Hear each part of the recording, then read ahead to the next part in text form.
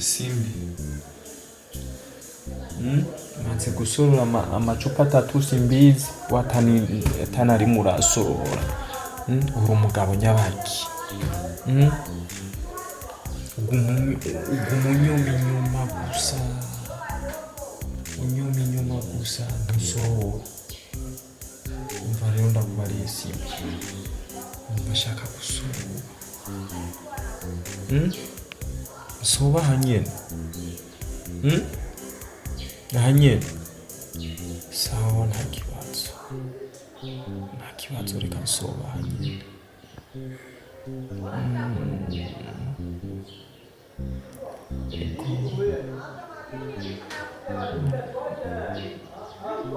Simbizi. Okay.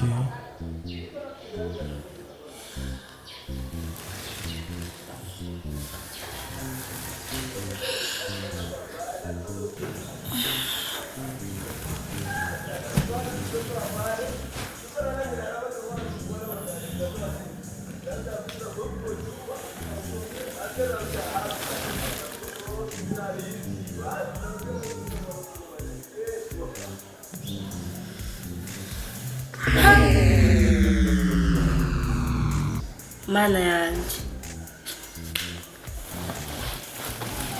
Papa Chris. Byuka. Nibiki. Abagore bubu kumusigaye mudafise indero nibiki no kumvyura muri aka gatora. Ubu rero wari wisovye? Ndetse umugabo muzima nibiso. Ibi nibiki none? Ibi nibiki? Oya mama Chris vuga bwiruke. Man. Jona warakubwiye ibinzoga ngo niwumva dami vuga bwiruke nawe. Ndabira. Vuga bwiruke madam. Ubu ngagiye kuri noja mu bandi bagore nyicara undafise umugabo yisoba ko atari isoni. Uri go mu nzoga ngo utosha ngoro. Kirasi gukora gusobanura none.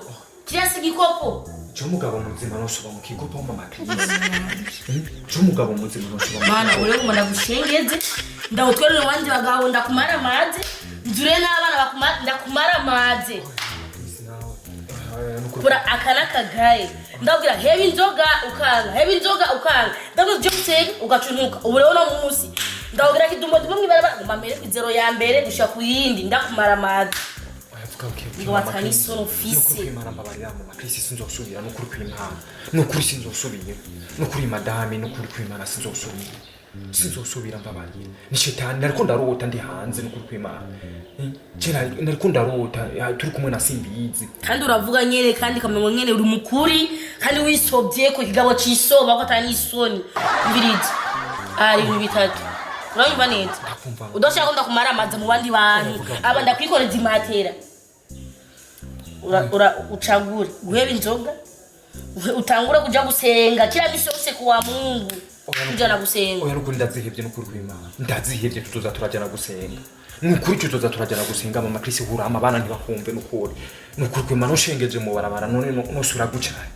Nukubu ndabibona. Heba inzoga rero inzoga jewe manuta y'inzoga. Je nzokwakana ngende kandi nabo bagenzi bawe bose bakwiye guheba inzoga. Ukazosubira ndushamvira abana ndakwikoreza imati mana yaje nukuri mbabarira mu makrisi. Mbirizi je nakubabariye nabyo mvuga kandi yakuje koga mugabo wiruki utagiye gusenga jewe gani nizidote kabishi nukuri kwimana mu makrisi. Aguruka rero je koga udagizo ndizokwiteza kumara amaza mu bantu we mana yaje bagabo bisoba ko inzoga gusa.